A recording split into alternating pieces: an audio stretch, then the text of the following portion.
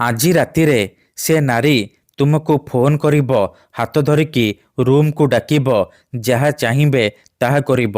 କେବଳ ବିଛଣାରେ ଶୋଇକି ଏହି ଗୋଟିଏ ମନ୍ତ୍ରକୁ 3 ଥର ପଢ଼ି ଦିଅନ୍ତୁ।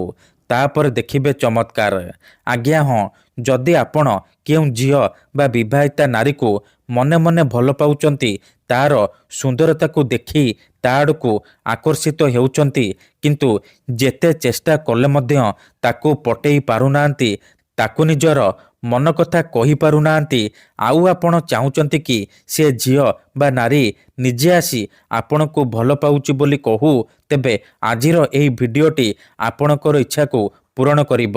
କାରଣ ଆଜିର ଏହି ଭିଡ଼ିଓଟିରେ ମୁଁ ଆପଣଙ୍କୁ ଶିଖେଇବି ଦୁନିଆର ସବୁଠାରୁ ସହଜ କିନ୍ତୁ ମହାଶକ୍ତିଶାଳୀ ନାରୀ ମୋହିନୀ ବଶୀକରଣ। ଏହି ବଶୀକରଣ କରିବା ପାଇଁ ଆପଣଙ୍କୁ କୌଣସି ପ୍ରକାର ପଇସା ଖର୍ଚ୍ଚ କରିବାକୁ ପଡ଼ିବନି। କେବଳ ଯେତେବେଳେ ଆପଣ ରାତିରେ ଶୋଇବା ପାଇଁ ଯିବେ, ନିଜ ବିଛଣାରେ ଶୋଇକି ଏହି ଗୋଟିଏ ମନ୍ତ୍ରକୁ 3 ଥର ପଢ଼ିଦେବେ। ଗ୍ୟାରେଣ୍ଟି ଦେଉଛି, ଯେମିତି ଆପଣ ଏପଟେ ମନ୍ତ୍ରକୁ ପଢ଼ିବେ, ମାତ୍ର 5 ମିନିଟରେ ପ୍ରଭାବ ପଡ଼ିବା ଆରମ୍ଭ ହୋଇଯିବ। ସେ ଝିଅ ବା ନାରୀ ଆପଣଙ୍କ ଆଡ଼କୁ ଆକର୍ଷିତ ହେବାକୁ ଲାଗିବ। ଯେପର୍ଯ୍ୟନ୍ତ ଆପଣଙ୍କ ପାଖକୁ ଆସିନି, ଆପଣଙ୍କ ସହିତ ସମ୍ପର୍କ ରଖିନି, ସିଏ ଗୋଟେ ମୁହୂର୍ତ୍ତ ବି ରହିପାରିବନି।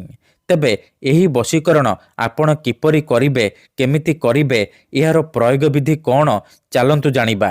ମନେ ରଖନ୍ତୁ, ଏହି ବଶୀକରଣ ବିଧିକୁ ଆପଣ କେଉଁ ବି ବାରରେ କରିପାରିବେ, କିନ୍ତୁ ଯେବେ ବି କରିବେ ରାତିରେ ଶୋଇବା ପୂର୍ବରୁ କରିବେ।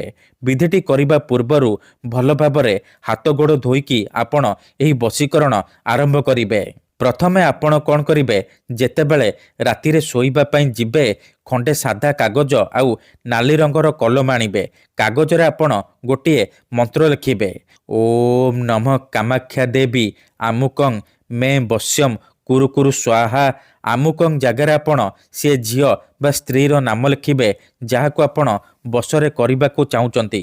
କାଗଜରେ ମନ୍ତ୍ର ଲେଖିସାରିବା ପରେ ସେ କାଗଜକୁ ତକିଆ ତଳେ ରଖିଦେବେ। ତାପରେ ସେ ତକିଆରେ ମୁଣ୍ଡ ଦେଇକି ଶୋଇବେ।